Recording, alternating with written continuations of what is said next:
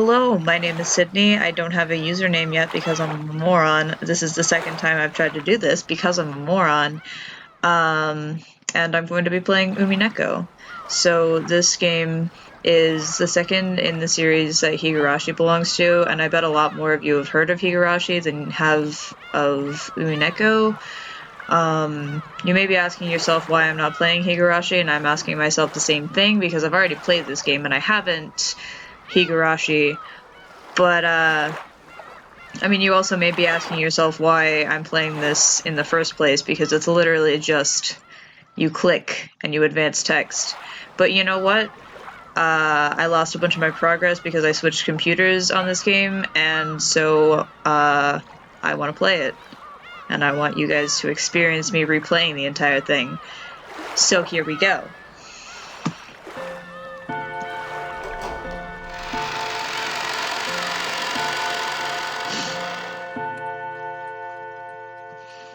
I don't know what this is, so we're gonna... Okay.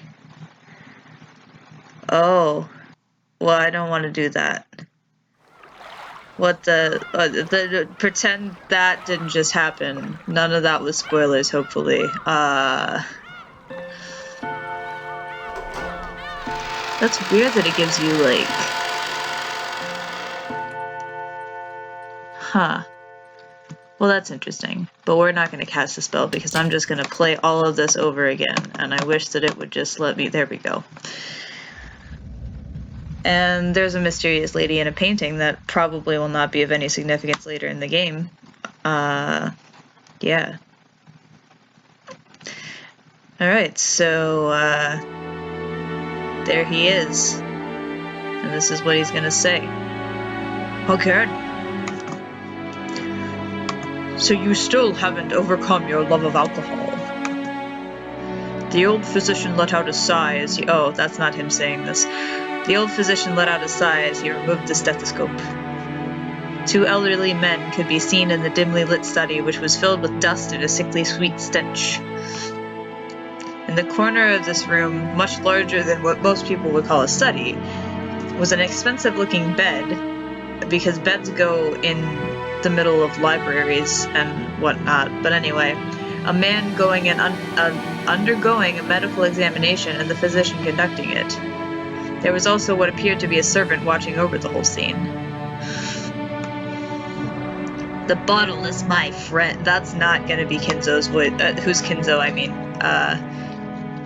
oh god. The bottle is my friend.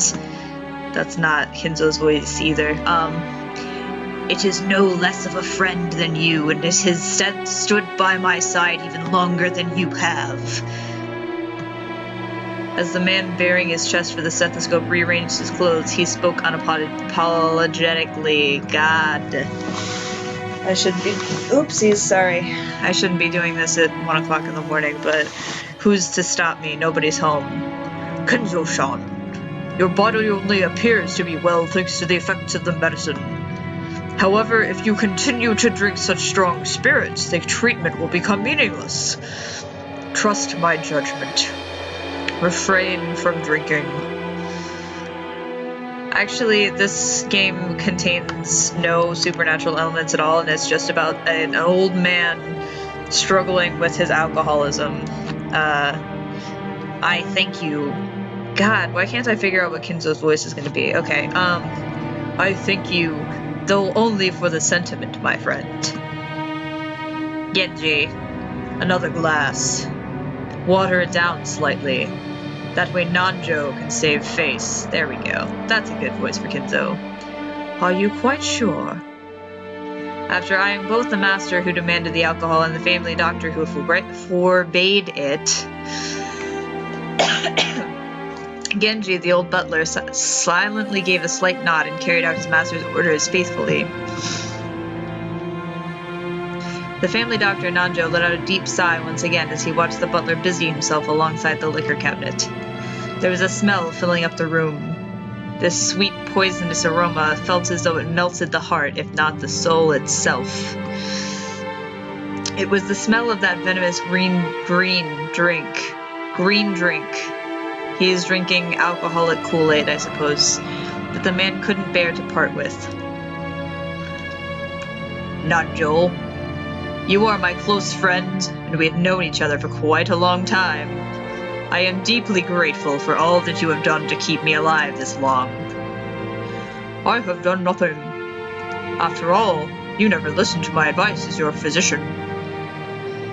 Ha ha ha ha ha ha ha. That's gonna be Kinzo's laugh. That's definitely gonna be Kinzo's laugh. That's okay. As you can tell, I'm very good at voice acting. And you never listen when I warn you about a mistaken chess move you're about to make. Seems only fair, does it not? Master. Thank you. I wouldn't die if I ran out of your medicine, but I would if I ran out of this. Disregarding Nanjo, who had his face set in a resigned expression, Kinzo took the glass that Genji was holding out to him. Very few people would associate that venomous color with an alcoholic beverage, but they would associate it with Kool-Aid. This is my theory. Theory number 1 of 500,000 about Umineko. Kinzo is not drinking alcohol, he is drinking Kool-Aid, he is trying to kill himself. He is not succeeding because he's not actually drinking alcohol. Nanjo, be honest with me. How much time do I have left? Well now, how short must I make it to convince you to set the bottle aside? Nanjo once again let out a sigh of resignation. Why does this man keep coming around here? They play chess, he watches him drink his life away, and then nothing else happens and Nanjo goes home safely, and this game does not continue to happen. You don't have long. What precisely do you mean by that? Let us illustrate it with this chess game here. You have very nearly achieved checkmate, but you have not yet cornered my king. Nanjo's gaze... Oh, maybe I was doing the wrong voices for that. Oh well. Nanjo's gaze was directed at a side table with a massive chess set placed on top of it. Judging by the positioning of the pieces, the game seemed to be entering its final stage. Black's rook and bishop were cutting deeply into enemy lines. White's king had already been castled and cornered, so even an amateur could look and see that the match would reach its conclusion before too long.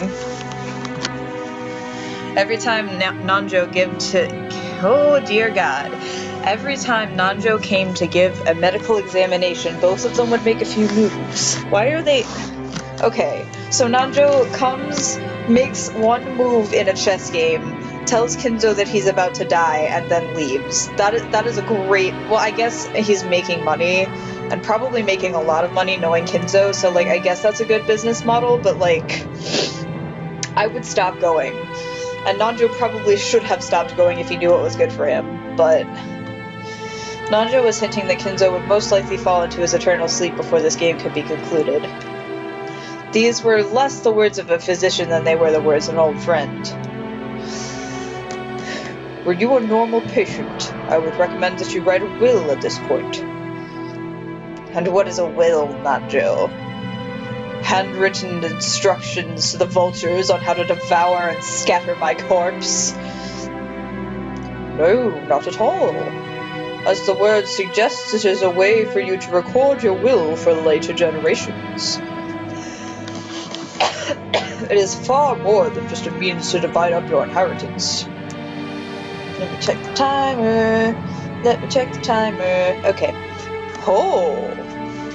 And apart from the division of the inheritance, what might I write of? You might write of your regrets, or matters you have left unfinished. Things you want to pass down to others, or merely matters you wish to communicate. Anything you want. That's what Kinzo sounds like. Things I want to pass down to others, or matters I wish to communicate. Ridiculous. I, Ushiromiya Kinzo, have not one thing I want to tell or leave behind. I was born with nothing. I will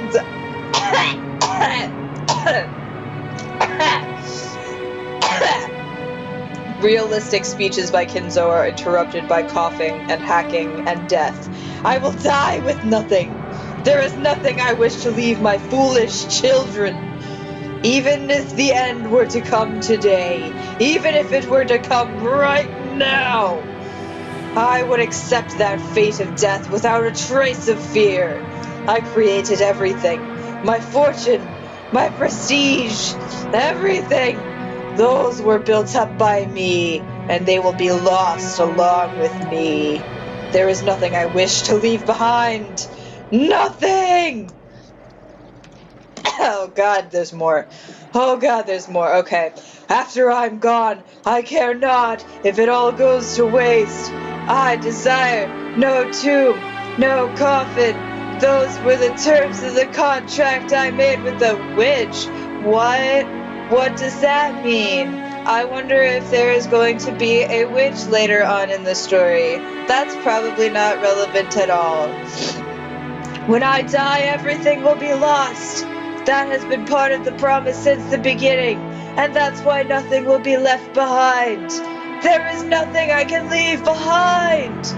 Is he done? Please tell me he's okay. Okay, he's done. After reaching a furious crescendo, interrupted by many coughs and some speculating on the story to come, Kinzo suddenly slumped over. His expression was limp and feeble, as though an evil spirit had possessed him and then left. ...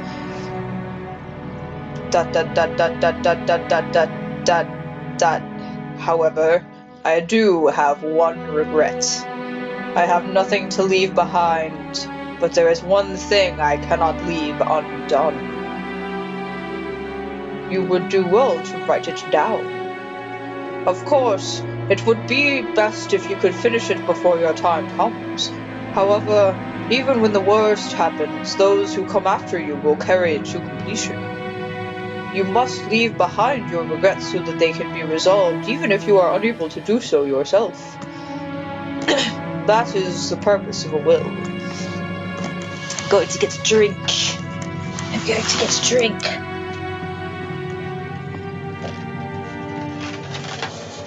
Aha. I dropped something, it's fine. When Nanjo tried to gently pat Kinzo's shoulder, the dying man threw into a sudden rage and batted away Nanjo. God! What an evil man. What an evil, senile, angry man. It's useless! Useless! Useless! It must be done while I still live! At the moment of my death, my soul will be devoured by the demons of the contract and wiped out of existence! Well, that's... I certainly hope that's true, because this man is clearly has no friends and doesn't really deserve to be remembered. For me, there will be no peace or another world after death. That's why everything must be completed before I go! That's why a will has no meaning for me! And even if I had a chance to write such a thing, if I did have such a chance, I'd want to see it. I'd want to see it one more time.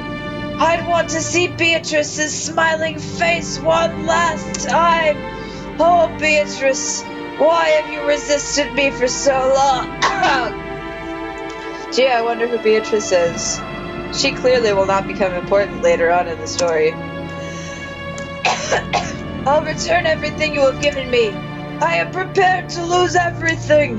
So please, show me your smile just one more time. Beatrice, I beg of you. You must be able to hear my plea. That's the kind of woman you are. I beg of you, show yourself to me. You're here, aren't you? You're standing there invisible, listening to every word I say. And even now, you're mocking me from somewhere in this room, aren't you? Please, appear before me once more and smile.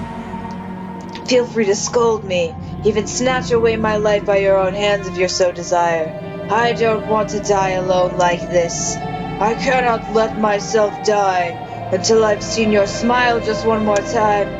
Ah, Beatrice, Beatrice, Beatrice, Beatrice, Beatrice. I offer up this life of mine. I offer it up to you. Hi, my name is Kinzo and I talk way too much and now, okay. And now the game is going to actually start. And I'm probably going to have to cut this off after the video.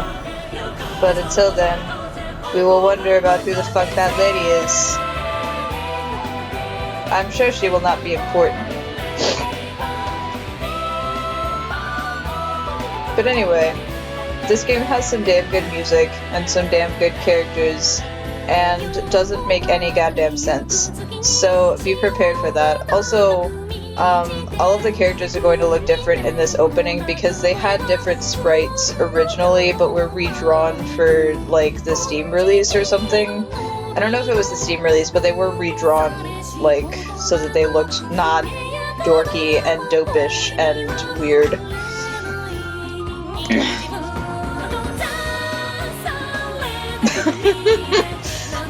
But dear God, do they look terrible in this opening.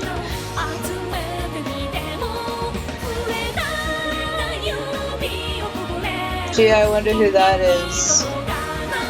I'm sure that all of these people will be great. And nothing bad is going to happen to anybody in this game. Rokenjima, what the fuck is that?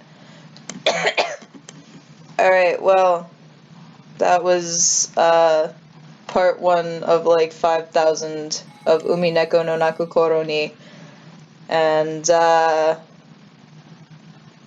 alright, I thought something else was gonna happen, but we're done. God damn it, what? Okay. Alright, now we're done. See you guys later.